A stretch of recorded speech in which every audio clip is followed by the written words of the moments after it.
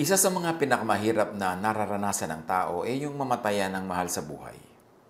Kumisan kahit na napaka-religyoso, napaka-espiritual, ay nagigiba ang dibdib at pinanghihinaan ng loob at kuminsan ay nayayanig ang pananampalataya. Marami naman na hindi maka-adjust, matagal na nagkakaroon ng depression, o kaya ay talagang hindi maka-move on. Ano ba talaga ang pwede nating pag-aralan, sariwain, balik-balikan, para maging handa ang ating loob kung meron tayong mga mahal sa buhay na sa kabilang buhay? Kasi nangyayari naman talaga yan, walang exempted. Ang pag-aaral natin ngayon, para lalo tayong makahanap ng kapayapaan mula sa Diyos, ang pamagat, when a loved one passes. Kung ang mahal sa buhay ay sumakabilang buhay. Paano natin ihanda ang ating loob? Paano ihanda ang sarili sa ganitong mga di maiiwasang pagkakataon? Accept important, unchangeable truths about death. One, that people are born and people die. 1 Samuel 2:6, the Lord brings death and makes alive.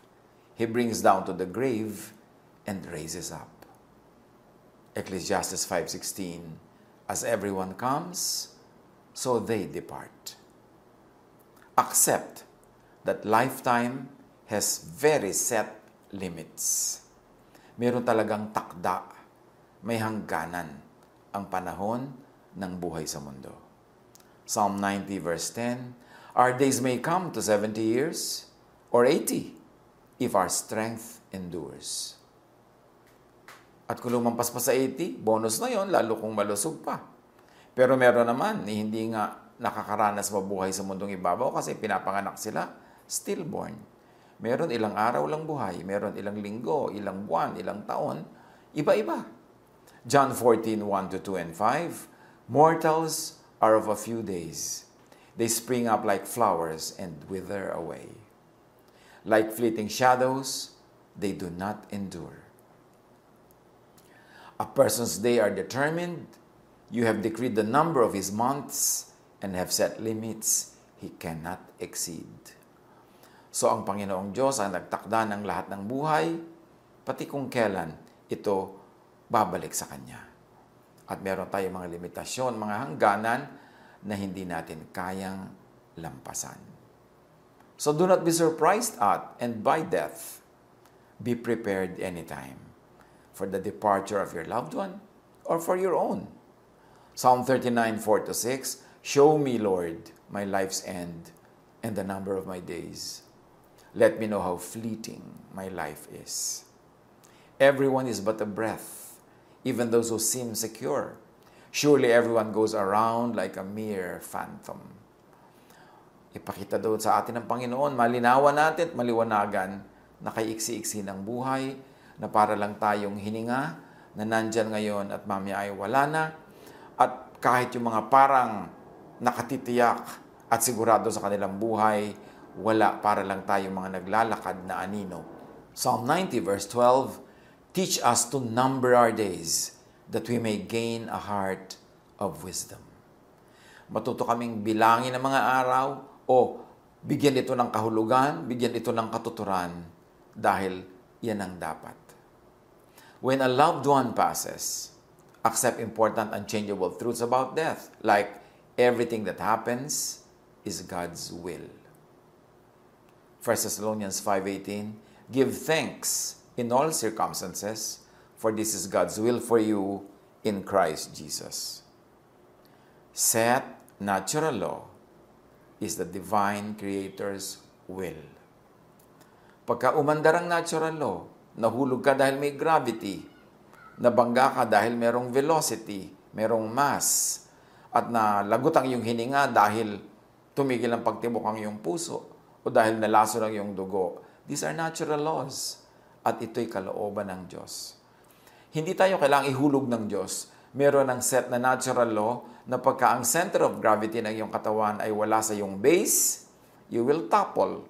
You will reach a critical angle, matutumba ka. At kung yung nabagsakan mo, hindi solid ground, kundi bangin, di lalo kang babagsak sa malayo at pwede mong ikamatay yon. Hindi ka kailangang patayin ng Diyos. Ang ibig sabihin lang noon, may natural law na siya ang naglagay, pero nagkataong hindi natin naigalang, nalampasan natin, nagkaroon ng aksidente, kaya tayo nababawian ng buhay, kumisa nang wala sa oras.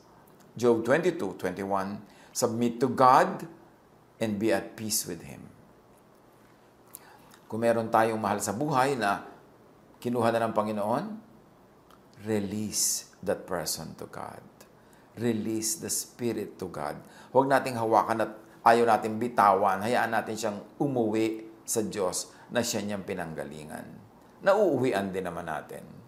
Submit to the will of God. Huwag na natin siyang tanungin. Huwag nating pagtampuhan. Huwag nating usisain kung bakit. Submit. And then you will be at peace with God. Ecclesiastes 3:14, I know that everything God does will endure forever. Nothing can be added to it, and nothing taken from it. Pag kumilos na ang divine will, pag kumilos ang natural law, we all submit kasi part tayo ng creation that is surrendered to the Creator. So ano-ano ang mga causes of death? Among many, natural phenomena, imbalance of nature, hunger, disease, infection, colonization by other life forms of the body of the departed. Yan ang mga nagiging dahilan, among many, ng kamatayan. Pero lahat yan merong natural reason, merong natural causes, at merong kapaliwanagan. Everything that happens is God's will. At kasama sa God's will, yung tinatawag ni Solomon na time and chance. Tinatawag ng iba na accident. Ecclesiastes 9:11, ito pa ang isang bagay na napansin ko sa mundong ito. Ang mabilis ay di siyang laging nananalo sa takbuhan, ni ang malakas ay laging nagwawagi sa digmaan. Ang matatalino ay di laging nakakasumpong ng kanyang mga kailangan, at di lahat ng marunong ay yumayaman. Napapansin ko rin na di lahat ng may kakayahan ay nagtatagumpay. Lahat ay dinaratnan ng malas. Sabi ng Ecclesiastes 9:11. So meron talagang minalas. Huwag natin ipagtampo. Hindi lahat merong logical reason. At sinabi ng Ecclesiastes 9:11, meron talagang minsan ay dinaratnan ng malas. Hindi natin alam kung sinong daratnan nun, kung kailan, kung paano, pero kung dumating, huwag ipagtampo sa Diyos. Bahagi yan ng law of nature, bahagi yan ng kalikasan.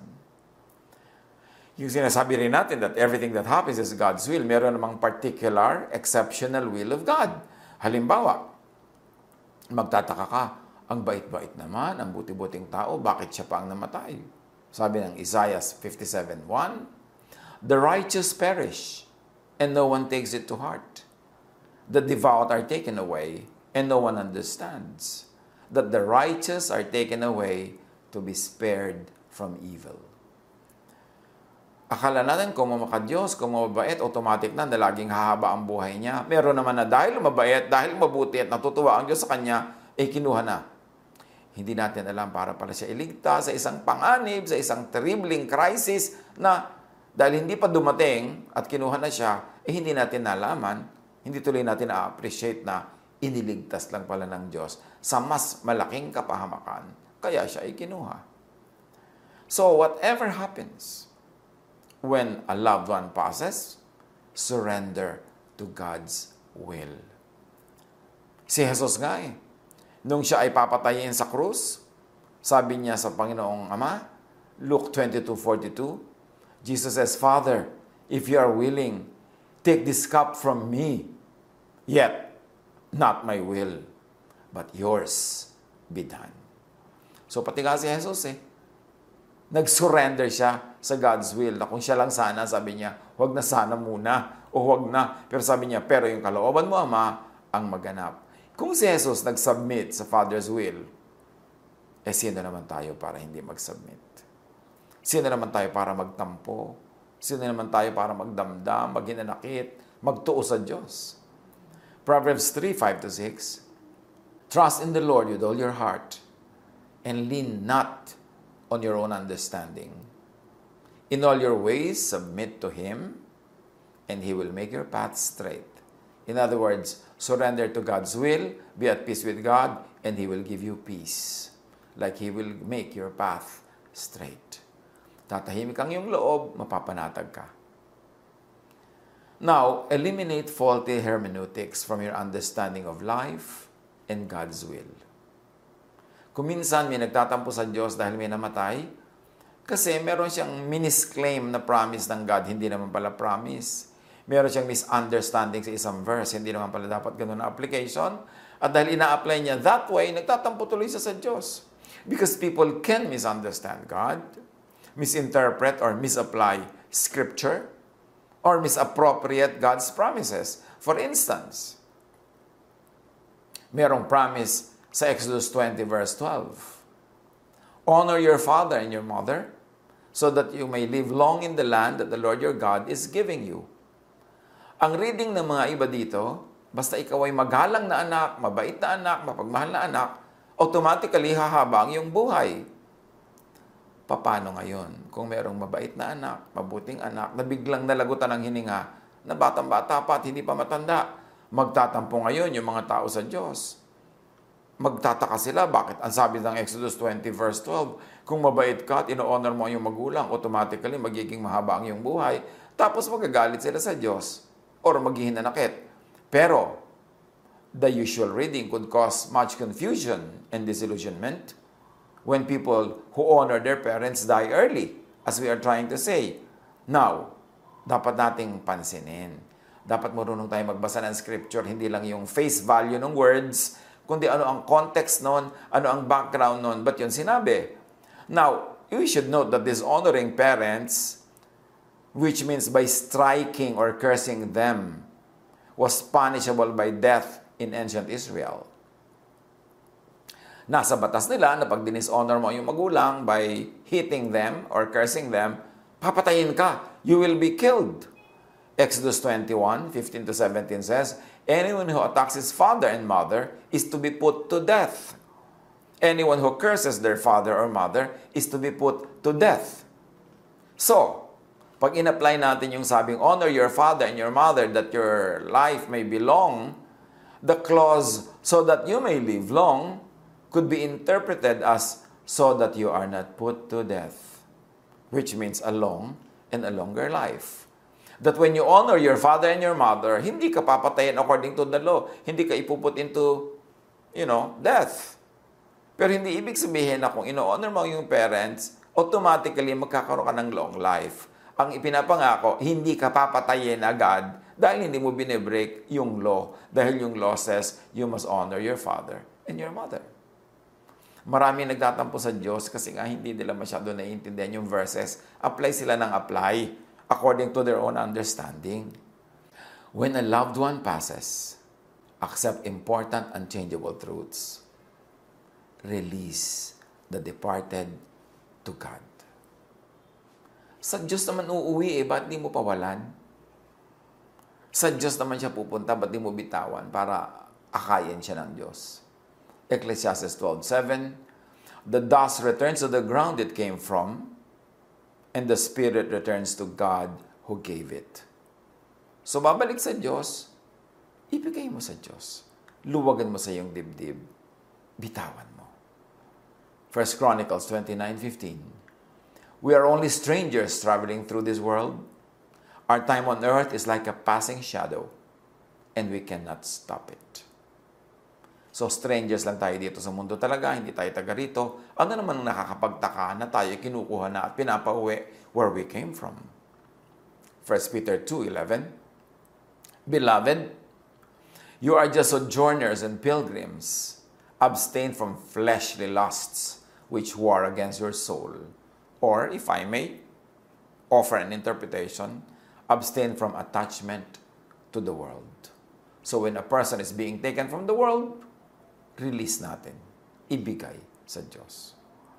2 Corinthians 5:8, we are confident, I say, and would prefer to be away from the body and at home with the Lord. When a loved one passes, get on with life till your departure call is made.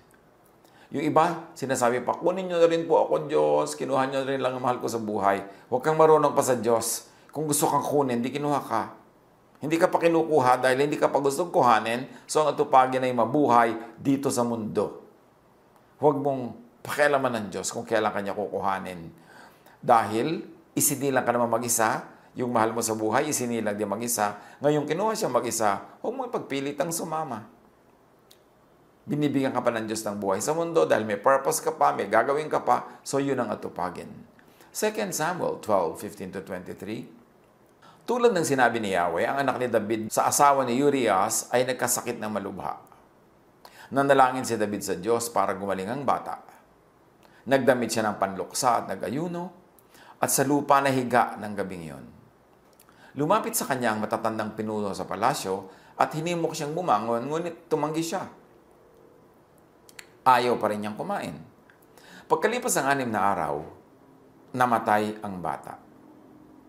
Hindi nila ito masabi kay David sapagkat iniisip nilang lalo silang hindi papakinggan ito at sa halip ay gumawa ng marahas na hakbang. Nakita ni David na nagbubulungan ng mga alipin, kaya't naghinala siyang patay na ang bata. Patay na ba ang bata? Tanong niya. Patay na nga po, kamahalan. Sagot naman nila.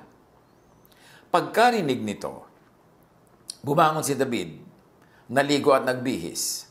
Pumasok siya sa bahay ni Yahweh, nagpatira pa at nanalangin. Pagkatapos umuwi siya at humingi ng pagkain. Tinanong siya ng kanyang mga tauhan, hindi po namin kayo maintindihan. Nung buhay pa ang bata, nag-ayuno kayo at tumangis dahil sa kanya. Ngayong patay na, bumangon kayo at kumain? Sumagot si David, nung buhay pa ang bata, ako'y nag-ayuno at tumangis sa pag-asa kong kahabagan ako ni Yahweh at pagagalingin ng aking anak. Ngayong patay na siya, bakit pa ako mag-aayuno? Maibabalik ko pa ba ang kanyang buhay?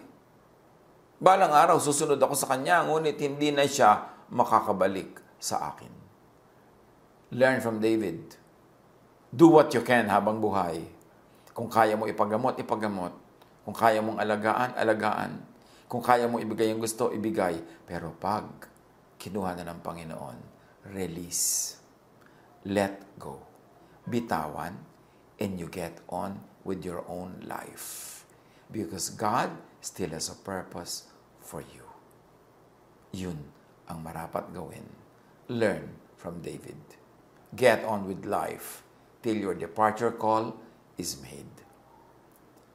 Kaya itong si Solomon, dahil alam niya na maiksi ang buhay at pwedeng kuhanin ang sino man anumang araw, Ecclesiastes 2:10 sabi niya, I denied myself nothing my eyes desired. I refused my heart no pleasure. My heart took delight in all my labor, and this was the reward for all my toil. At sabi din niya sa Ecclesiastes 9:7, go, eat your food with gladness, and drink your wine with a joyful heart, for God has already approved what you do. May maraming karanasan at katuruan sa atin si Solomon. Lalo sa pagharap ng mga di inaasahan sa buhay, sa pagharap kahit sa kamatayan. Sabi niya sa Ecclesiastes 3:1-8, everything on earth has its own time and its own season. There is a time for birth and death, planting and reaping, for killing and healing, destroying and building, for crying and laughing, weeping and dancing, for throwing stones and gathering stones, embracing and parting. There is a time for finding and losing, keeping and giving, for tearing and sowing, listening and speaking. There is also a time for love and hate, for war and peace. Ano lang ang talagang main lesson ng pag-isa-isa ni Solomon ng pwedeng mangyari sa buhay? Make the most of time. Kung time ng happiness, magpakasaya. Kung time ng loneliness, tanggapin. Kung time ng pagsilang, tanggapin. Kung time ng pag-alis sa mundo, tanggapin. And how do you make the most of time? Minimize pain. Lahat ng pain, i-minimize, huwag i-maximize. Paliitin, pagaanin, padaliin. Maximize pleasure, Lahat ng pwedeng ma-enjoyin.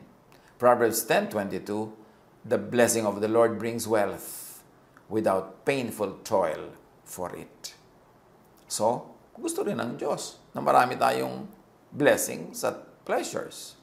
Psalm 16:11, you make known to me the path of life.